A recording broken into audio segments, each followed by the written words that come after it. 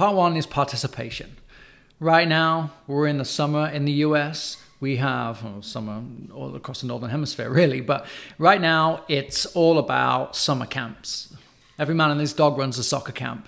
And we've got kids that are out in the field spending anywhere from 2 to 6 or 7 hours a day playing soccer on a soccer camp 5 days a week.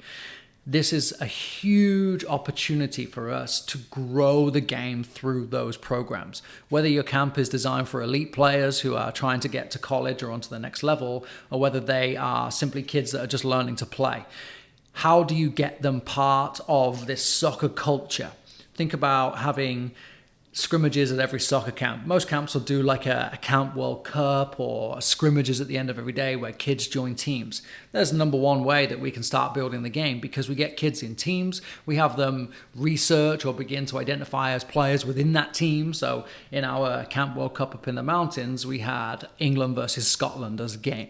So then our challenge to those players should really be, what Scottish players do you know? Or here are some Scottish players that I know, and I want you guys to pick one of those players, and I'll tell you a little bit about each player. So they begin to become familiar with these players.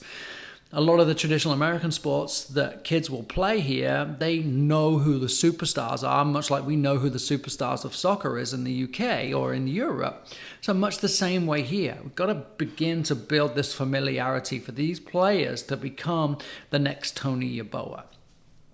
I think that if kids are coming to soccer camp, they should be wearing soccer gear, of course. They should be wearing their own team's jerseys. They should be wearing their favorite team's jerseys. Maybe your camp provides jerseys for those kids, or at least an element of soccer gear that we're building.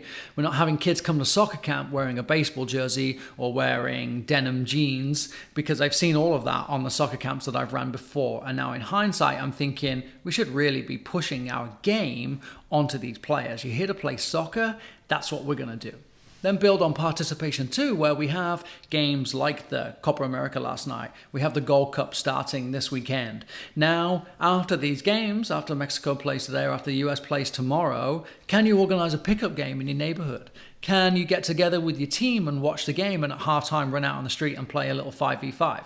And then after the game, go out and play again, or before the game play, and then all get together and watch the game. And I think that participation is essential, and whilst we want our parents to get our kids out playing more, and we put a lot of onus on them, hey, your kids should be playing more, you need to take them out to play more. I think that we, as the role models within the game for our kids, can be the catalyst for that. The big dream, of course, is to say we're going to meet at the park on Sunday mornings and have scrimmages, and then after a couple of weeks, you don't even have to show up because everybody's already showing up and they're already playing.